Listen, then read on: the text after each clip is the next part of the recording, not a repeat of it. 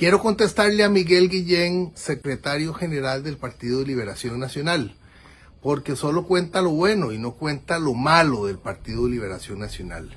No cuenta que hace 54 años don Pepe recibió en Costa Rica a Robert Vesco, perseguido, prófugo internacional, por robarle la pensión a miles de estadounidenses. No cuenta que después de don Pepe vino Daniel Oduber y le abrió Costa Rica al narco, a Casey, a Elizalde, a Fiona.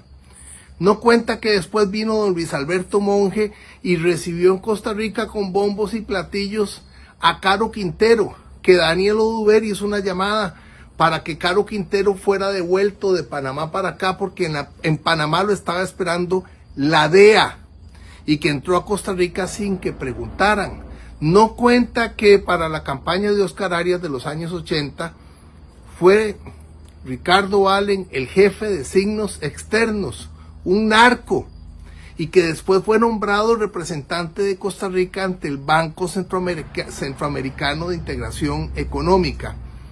No cuenta que en el gobierno de José María Figueres cerraron el ferrocarril, cerraron el Banco Anglo. No cuenta que José María Figueres después recibió casi $1 millón para destruir al ICE, obra de su padre.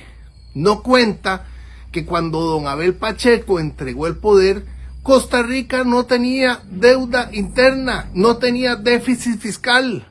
Y entre el segundo gobierno de Oscar Arias y el gobierno de Laura Chinchilla, explosionaron el déficit fiscal en nuestro país, y que ese déficit fiscal del gobierno de Oscar Arias y del gobierno de Laura Chinchilla llega hasta hoy.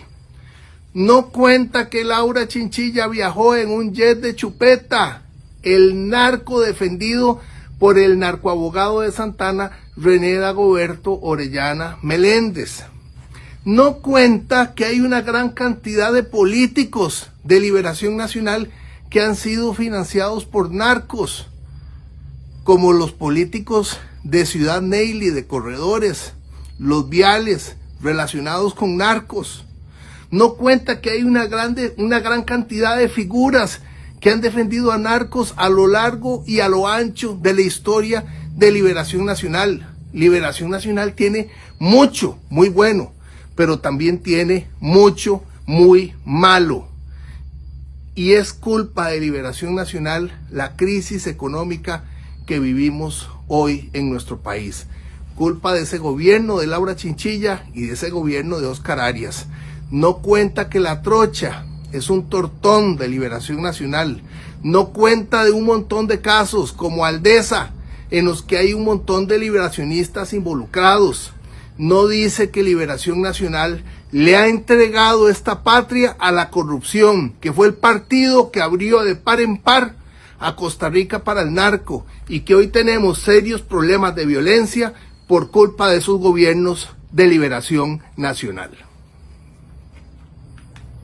Liberación Nacional es un partido en el que heredan los puestos. Antonio Álvarez de Santi coloca a su hija de diputada. Francisco Nicolás quiere colocar ahora a su hija de diputada. Ese es el Partido Liberación Nacional que la gente aborrece. Un partido de argollas, que primero fue Rolando González y ahora es Dinora Barquero. O sea, primero el esposo y ahora la esposa.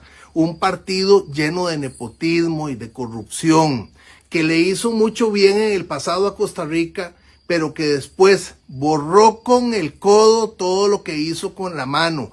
Un partido que ha destruido la economía de Costa Rica y que tiene que quedar para siempre en el pasado. Ojalá que Liberación Nacional no saque ni un solo diputado. Ese es el castigo que se merece.